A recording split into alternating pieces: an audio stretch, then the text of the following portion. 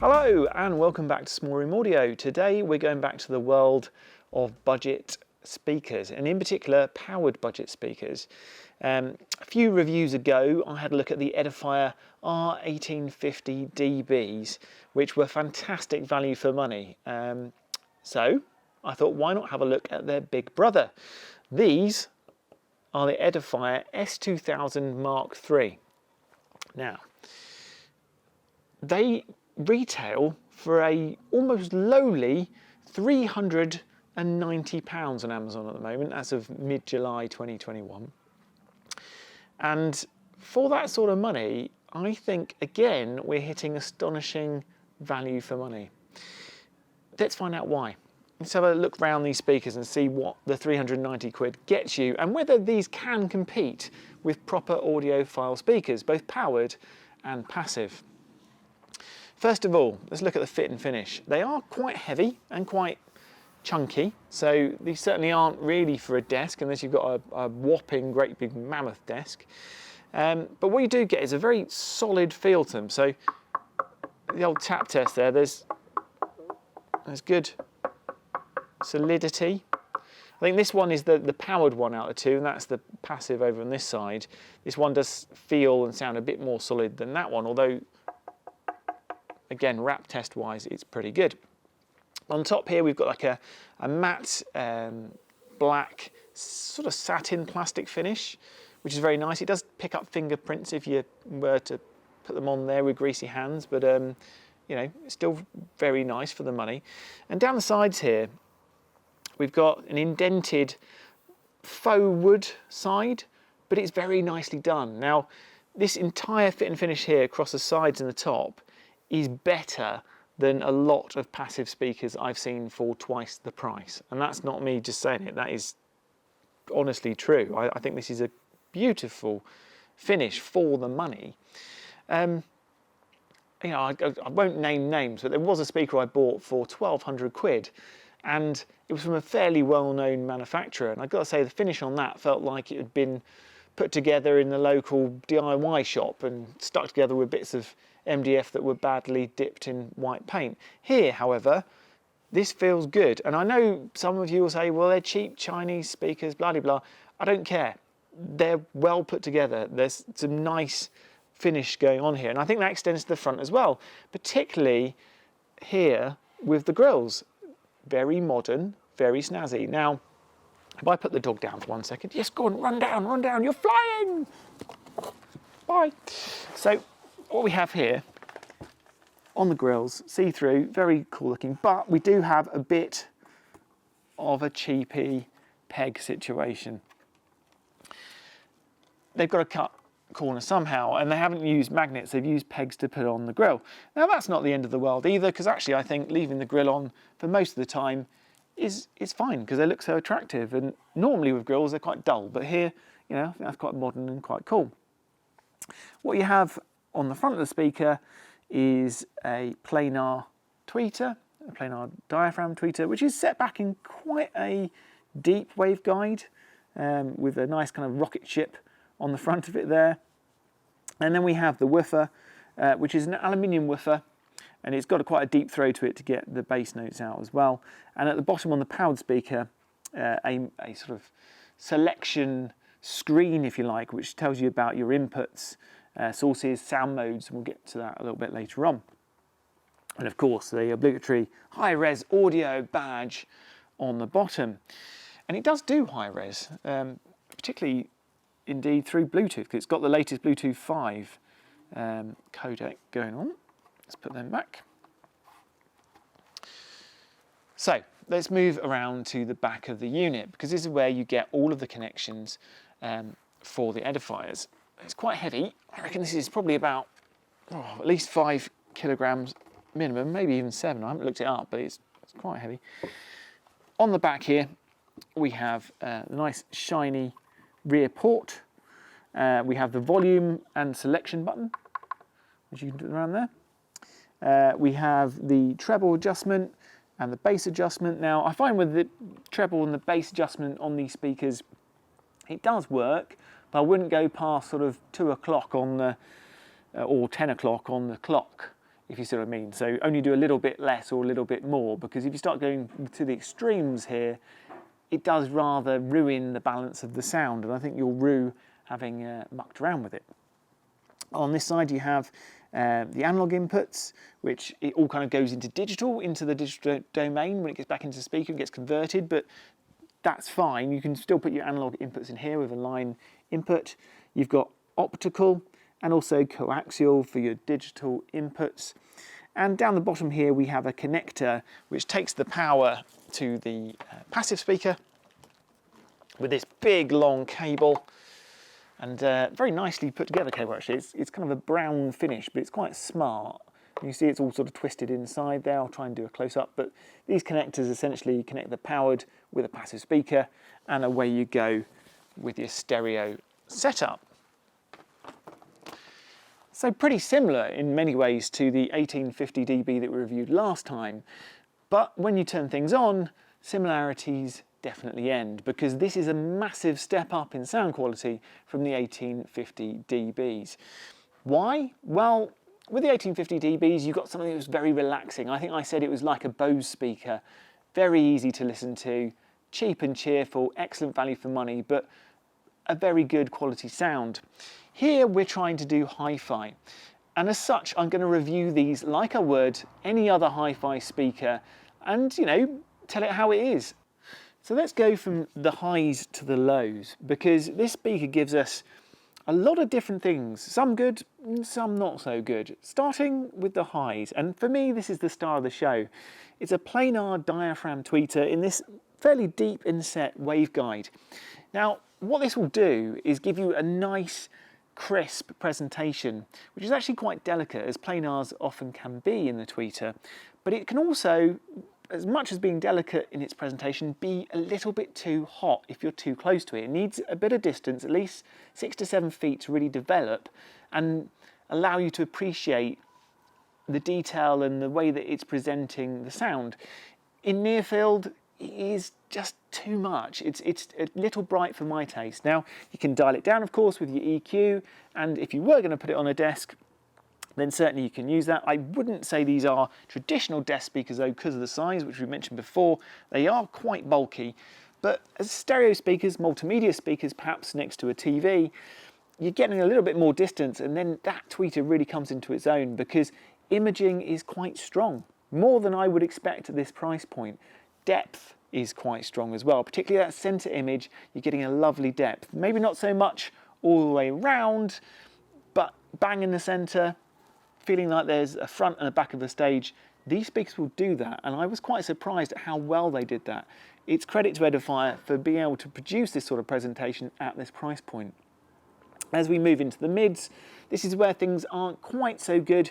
The clarity certainly isn't up there with something like a KEF LS50, either the Meta or the standard version, but then you wouldn't necessarily expect it to be, given you're getting the amplifier and the digital to analog conversion and all of the woofers and the tweeter all in one box. So really, it is good for £390, because you're still getting a fairly engaging mid-range, even if it isn't the clearest in the world. Going down to the bass. Now, it tails off for me in this area. This is probably, for me, the weakest area of this speaker's. You do get a thump, you don't get tons of texture. And on that thump, it does sound a little bit like the material that's used in the actual woofer itself, and that is metallic sounding. So if you get a drum thump or a snare, it's just got that slight essence of a metallic tinge to it.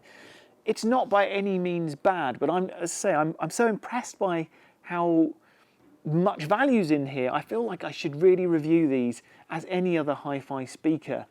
And you have to say it how it is. It's not the greatest bass. It's a little bit slow. And I think that's probably another criticism of these. The rhythm and the timing is just that little bit off.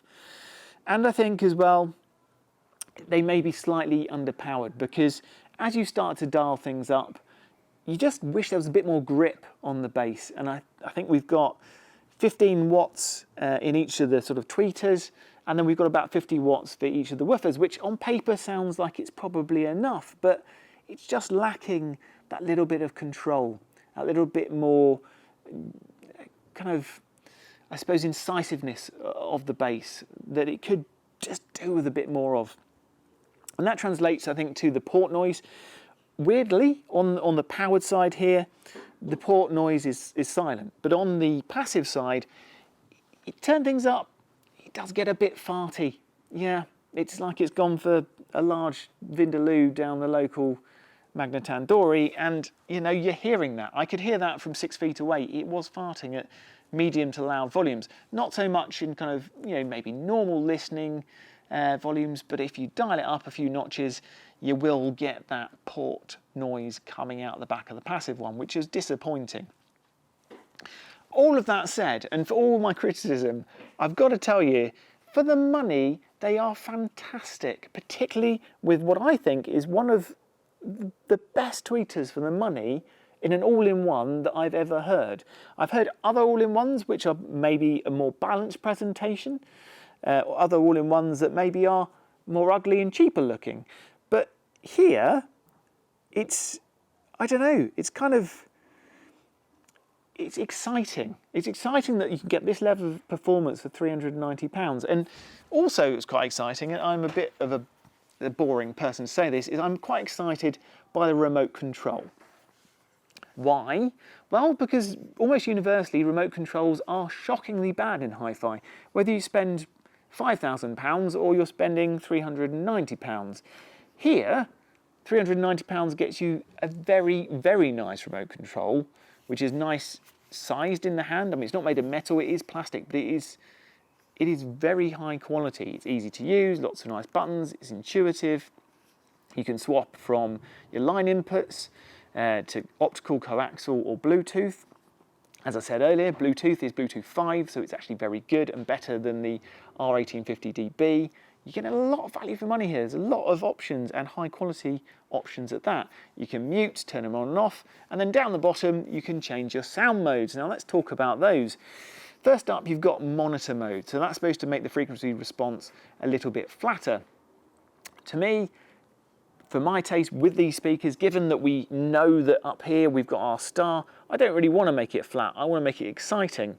And the two modes which I really like are dynamic and classic. Now, they always sound the same. I think classic is slightly less tipped up and just about the sweet spot for me, but it does give you a bit more excitement and dynamics in both the bass and the treble, and it really accentuates the strengths of the speaker. And then finally you've got vocal, which kind of dials in the mid-range a bit more, but because I'm not so much of a fan of the mid-range here and I'm preferring the treble and maybe, you know, use the bass to give a bit of thump and really expand upon that spaciousness of sound, let's go for classic. That's my particular favourite, but it will be subjective, and you know, you pick your poison. And it's so easy to just sit there and change between the four, and of course you can change for different music. Yeah, it's very easy to use, very high quality remote, very good sounding, very good value for money. But what about the alternatives? You can never do a review without talking about those.